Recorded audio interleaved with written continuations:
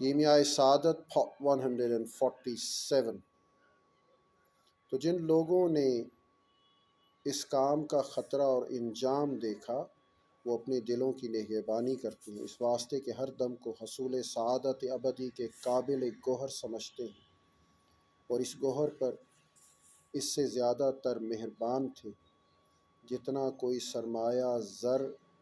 اور سیم پر مہربان ہو۔ یہ شفقت اس طرح تھی، رات دن کی اوقات کو انہوں نے نیکیوں پر تقسیم کیا تھا اور ہر چیز کا ایک ایک وقت مقرر کیا تھا، اور اوراد وظائف جدا جدا معین کیے تاکہ ان کا کوئی وقت بیکار نہ جائے، اس واسطے کہ جانتے تھے کہ آخرت کی سعادت اسی کو حاصل ہوگی جو دنیا سے جائے اور خدا کی محبت اور انس اس پر غالب ہو۔ یہ انس مداومت ذکر کے بغیر نہیں حاصل ہوتا، محبت بے معرفت نہیں ہوتی، اور معرفت بے تکفر کے حاصل نہیں ہوتی۔ تو ذکر و فکر کی مداومت تخم سعادت ہے، اور ترک دنیا اور ترک شہوات و معاصی اس واسطے ہوتا ہے تاکہ آدمی ذکر و فکر کی فراغت پائے۔ اور ذکر و آئمی کے دو طریقے ہیں، ایک تو یہ اللہ اللہ ہمیشہ دل سے کہا کرے، زبان سے نہیں بلکہ دل سے بھی نہ کہے کہ دل سے کہنا بھی نفس کی بات ہے، بلکہ ہمیشہ اسی طرح مشاہدہ میں رہے، کبھی غافل ہی نہ ہو۔ یہ امر بہت دشوار ہے، اپنے دل کو ہر وقت ایک حالت پر رکھنا ہر ایک کا کام نہیں ہے، اکثر خلق کو اس سے رنج و ملال ہوتا ہے۔ اس واسطے مختلف اوراد مقرر کیے گئے ہیں، بعضے تمام بدن سے جیسے نماز، بعضے فقط زبان سے جیسے قرآن اور تسبیح پڑھنا، بعض دل سے جیسے فکر کرنا، دل کو ملال نہ ہو، کیونکہ ہر وقت نیا شغل ہوگا۔ ایک حالت سے دوسری حالت کی طرف منتقل ہونا ایک تو خوشی کا باعث ہے، دوسرے جو اوقات ضروریات دنیوی میں صرف کرنا چاہیے ان میں تمیز اور فرق حاصل ہوتا ہے۔ اور اصل یہ ہے کہ آدمی اگر اپنے تمام اوقات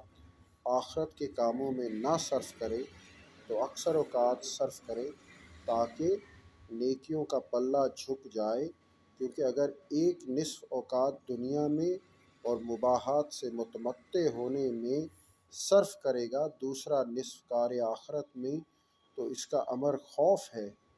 وہ دوسرا پلہ جھک جائے گا، دوسرا پلڑا جھک جائے گا، اس واسطے کہ طبیعت اس چیز کی یاور اور مددگار ہوتی ہے جو متقاضائے طبع ہے، کیونکہ طبیعت اس چیز کی یاور اور مددگار ہوتی ہے جو مقتضائے طبع ہو۔ دل کو دین کے کاموں میں لگانا طبیعت کے خلاف ہے، اور کار دین میں خلوص مشکل ہے، اور جو کام بے خلوص ہو بے فائدہ ہے۔ تو اعمال کی کثرت چاہیے تاکہ ان میں ایک تو خلوص کے ساتھ ہو، اکثر اوقات دین کے کام میں رہنا چاہیے، اور دنیا کے کام اس کی طبع میں کرنا چاہیے، اس کی طبع میں کرنا چاہیے۔ اسی واسطے حق تعالیٰ نے ارشاد فرمایا، سورۃ طٰہٰ پارہ 16 آیت نمبر 130، بسم اللہ الرحمن الرحیم، وَمِنْ آنَاءِ اللَّيْلِ فَسَبِّحْ وَأَطْرَافِ النَّهَارِ لَعَلَّكَ تَرْضَىٰ۔ ترجمہ، اور رات کی کچھ گھڑیوں میں تسبیح کیا کرو اور دن کے کنارے میں تاکہ تم راضی ہو۔ اور فرمایا،